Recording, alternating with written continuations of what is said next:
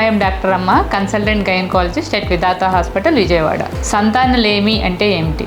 సంతానలేమి అంటే ప్రెగ్నెన్సీ కోసం ప్రయత్నిస్తున్నప్పుడు వితిన్ 1 yearలో ప్రెగ్నెన్సీ కలగకపోతే దాన్ని సంతానలేమి అంటారు. వీళ్ళలో ఆడవాళ్ళ వయసు మోర్ దెన్ 35 years ఉంటే వితిన్ 6 monthsలోనే ట్రీట్మెంట్ తీసుకోవాల్సిన అవసరం ఉంటుంది.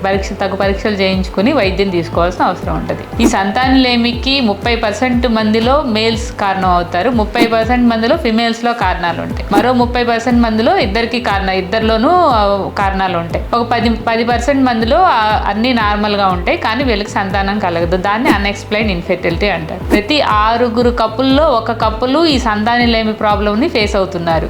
ఈ సంతానలేమికి ఈరోజు స్త్రీలలో సంతానలేమికి గల కారణాల గురించి చెప్పుకుందాం.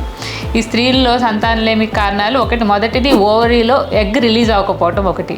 నెక్స్ట్, రిలీజ్ అయిన ఎగ్ ట్యూబ్లో ట్రాన్స్ఫర్ అవ్వడానికి, ట్యూబ్ ద్వారా ట్రాన్స్ఫర్ అవ్వాలి, ట్యూబ్లోకి ఎంటర్ అవ్వాలి. ఈ ఎంటర్ అయినప్పుడు కానీ ఏమైనా ట్యూబల్ బ్లాక్స్ ఉన్నా, నెక్స్ట్ లేకపోతే ఏమైనా ట్యూబల్ మొటిలిటీలో ప్రాబ్లమ్స్ ఉన్నా కూడా ఇది ట్యూబ్లోకి ఎంటర్ అవ్వకపోవటం అనేది జరుగుతుంది. నెక్స్ట్, ఎంటర్ అయిన ఎగ్ స్పర్మ్తో కలవాలి.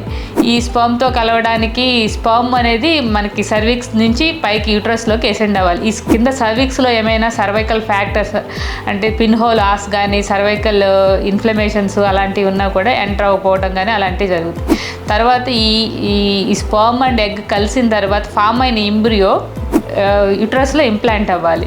యూట్రస్లో ఇంప్లాంట్ అవ్వడానికి ఏమన్నా యూట్రస్ చిన్నగా ఉన్నా, యూట్రస్లో గర్భసంచిలో ఏమైనా పొరలు లాంటివి ఉన్నా, ట్యూబర్కులోసిస్ లాంటివి ఉండి అడిషన్స్ ఉన్నా, ఇంకా ఎడినోమయోసిస్, ఫైబ్రాయిడ్స్ అలాంటివి ఉన్నా కూడా కొంచెం ఇంప్లాంట్ అవ్వడానికి ప్రాబ్లమ్స్ జరగవచ్చు. దీనివల్ల కూడా ఇలా ప్రెగ్నెన్సీ రాకపోవచ్చు.